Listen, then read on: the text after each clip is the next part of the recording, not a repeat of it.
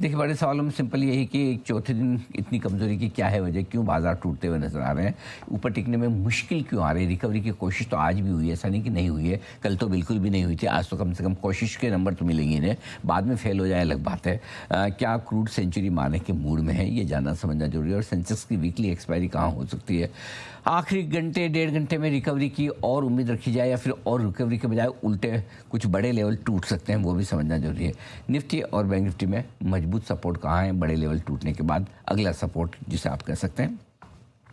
किन लेवल्स के नीचे बंद होने पर कल के लिए भी बाजार में गिरावट का खतरा रहेगा और रिकवरी में अगर पोजीशन हल्की करने का मौका मिले, एक बार सुबह की तरफ फिर से रिकवरी मिले, तो फिर इस रिकवरी में कहाँ करें पोजीशन हल्की, ये जानना समझना भी है ज़रूरी। लेकिन सर हम फिसलते क्यों जा रहे हैं, प्रॉब्लम क्या है? प्रॉब्लम एक हो तो बताएं, वो मेरे को आपने ये सब पूछा ना प्रॉब्लम क्या है, प्रॉब्लम क्या है, तो वो मेरे को वो याद आ गया, एक पिक्चर देखी थी आपने, प्यार का पंचनामा, कार्तिक आर्यन साहब की पहली पिक्चर थी जिसमें वो 5-6 मिनट का इन्होंने मोनोलॉग दिया है ना। प्रॉब्लम, हाँ प्रॉब्लम क्या है, प्रॉब्लम उसमें प्रॉब्लम क्या है, हाँ तो वो प्रॉब्लम क्या है, मेरे पास भी ऐसा 5-7 मिनट का मोनोलॉग है प्रॉब्लम, लेकिन नहीं, मतलब वो कार्तिक आर्यन सुना रहे तो आपको अच्छा लग रहा था, मैं बोलूँगा तो शायद उतना अच्छा नहीं लग रहा। अच्छा बढ़िया हो तो बता भी दूँ, बढ़िया वाली चीज़ें दी, खराब वाली है। तो सबसे पहली चीज़ तो ये है कि कच्चे तेल में गिरावट ही बाजार की कमजोरी का सबसे बड़ा कारण है। जिस तरह से तेज़ी से कच्चा तेल हर एक लेवल से टूटते नज़र आ रहा है और कहीं भी रुक नहीं रहा, अब तो $98 के करीब आ चुका, तो ये सबसे बड़ी समस्या है। दूसरी बड़ी समस्या है डाउ और नैस्डैक फ्यूचर्स की गिरावट को लेकर। 125 पॉइंट नीचे आपको नैस्डैक फ्यूचर्स दिखेगा और डाउ फ्यूचर्स 200 पॉइंट ऊपर हो, तो कहाँ से रिकवरी का मूड बने। एक डर और रहता है, अरे यार रात को भी यहाँ तो अमेरिका में कमजोरी होने वाली। फिर एक और बड़ी बात यह है कि भले छोटी छोटी बिकवाली की हो, लेकिन 3 महीने बाद दोनों भाई साथ साथ आए हैं, एफआईज और डीआईज एक साथ बेचने आए, तो कल उनकी बिकवाली का आंकड़ा भी थोड़ा सा, और नेट तो एफआईज की बिकवाली ठीक ठाक सी हुई है। लाइफ लो के नज़दीक है रुपया, हल्की सी रिकवरी की कोशिश कर रहा है, वो भी आरबीआई ने थोड़ा संभालने की कोशिश की है, बाकी कोई ऐसा मज़ा नहीं है रुपए में भी, ऐसा है ना। विक्स लगातार तीसरे दिन धीमे धीमे ऊपर जा रहा है, 1440 का 200 डीएमए का लेवल है, उसकी तरफ बढ़ रहा है धीमे धीमे। अभी तो वैसे थोड़ा दूर है, लेकिन रिस्क तो आई जाती है ना एक बार विक्स की तरफ से भी। अब आई इसके बीच में बैंक निफ्टी कल और आज 2 दिन में 2 बड़े सपोर्ट लेवल तोड़े, पहले 200 डीएमए तोड़ा और आज 56,550 का एक बड़ा सपोर्ट था, वो भी हमने तोड़ा, जो कि आपके जुलाई महीने के लोस जो हैं उसके नीचे गए हैं। इसके अलावा निफ्टी भी अपनी वो बस लटका हुआ है आखिरी सपोर्ट लेवल पे, हाँ मतलब तिनके के सहारे वाला मामला है। 23,800 के आसपास आखिरी सपोर्ट है, अभी तक बचा हुआ है, अब कितनी देर बचा रहता है देखने वाली बात है। लगातार चौथे दिन आईटी शेयर कमज़ोर होते दिख रहे हैं। अब सिर्फ रिलीफ की बात है कि हमने 3 दिन पहले से लगातार गिरावट का अनुमान लगा दिया था और वहाँ से गिरे भी हैं, ये आपके लिए। और मेटल और पावर 2 और सेक्टर हैं जो बाजार पर दबाव बनाने का काम करें, तो ये सारे कारण हैं जिसकी वजह से लगातार चौथे दिन आप बाजार में देख रहे हैं कमज़ोरी।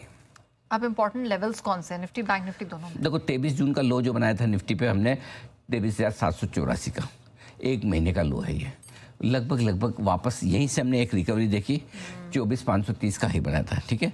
तो अब यहीं पर आपके लिए सपोर्ट है सबसे पहला। ओके, इसके नीचे जाएंगे तो खराब। उस दिन है ना क्लोजिंग जो हुई थी वो 23,823 के आसपास की हुई थी, 824 की, तो बेसिकली 23,800 मान लो राउंड फिगर में कि 23,800 के आसपास आखिरी सपोर्ट है। 23,800 के नीचे बंद हुए तो 23,600-650 की रेंज से हम जो घूमकर ऊपर आए हैं, एक बार से तुरंत से वहीं से कूदे, वहाँ तक हम जा सकते हैं नीचे। अगला सपोर्ट फिर 600-650 तक का, यानी कि आप मोटा मोटी 1% के रिस्क और खोल देते हैं निफ्टी में नीचे की तरफ। क्लियर है। आज बैंक निफ्टी का जहाँ तक सवाल है, 2 दिनों में लगातार 2 दिन से 200 लेवल डीएमए के नीचे बंद हो रहा था, 57,350 के आसपास का, तो परसों तो 57,350 का लेवल तोड़ा, कल फिर इसने मतलब कल भी तोड़ा, परसों में, और आज फिर से इसने 8 जुलाई का लो था 56,549 का, ये भी तोड़ जाए। यहीं से एक रिकवरी बनी थी 2,000 पॉइंट की, और एग्जैक्टली यहीं पे एक और लेवल टूटा था, इंट्राडे में तो तोड़ दिया। तो अब अगर 56,550 के नीचे बैंक निफ्टी बंद होता है तो कमजोरी बढ़ेगी।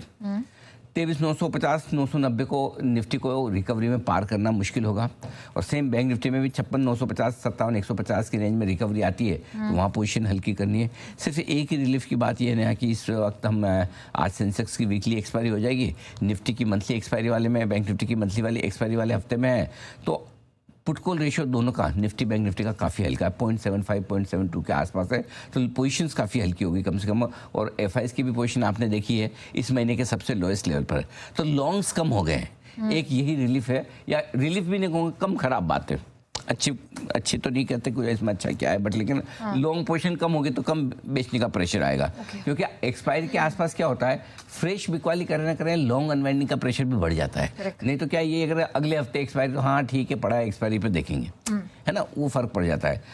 ऐसे में इसीलिए हल्के जरूर है, और इस हल्के में रिकवरी मिले तो रिकवरी में आपको बेचना भी चाहिए। और आज सुबह भी बेचने की राय दी थी कि 23,990 आपके लिए परफेक्ट लेवल है, 56,950 के आसपास परफेक्ट लेवल। और देखिए दोनों ही इंडेक्स ने इतने आज्ञाकारी इंडेक्स मैंने लाइफ में देखे नहीं है।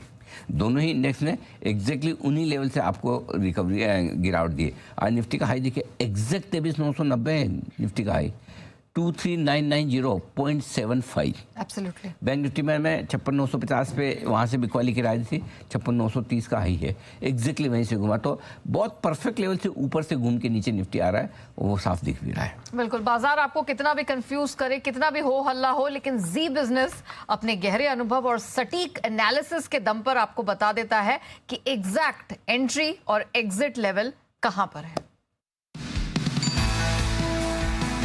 निफ्टी पर बेचने की राय 24,135 याद है, 2 दिनों से इसको सपोर्ट ले रहा था, अब ये आपके लिए स्टॉप लॉस हो गया, ठीक है, जो बड़ा सपोर्ट था।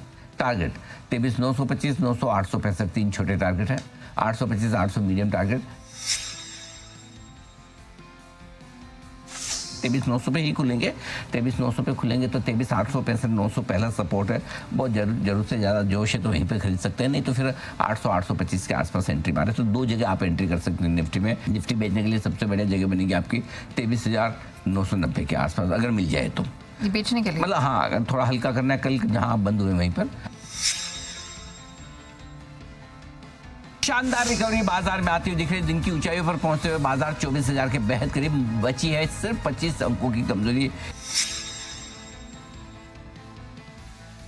चलिए, बाजार डे हाई के करीब ट्रेड करते हुए दिख रहा है। अच्छी रिकवरी आई है, निचले स्तर से लगभग 100 अंकों की रिकवरी आपको निफ्टी में मिल चुकी है, बहुत बढ़िया।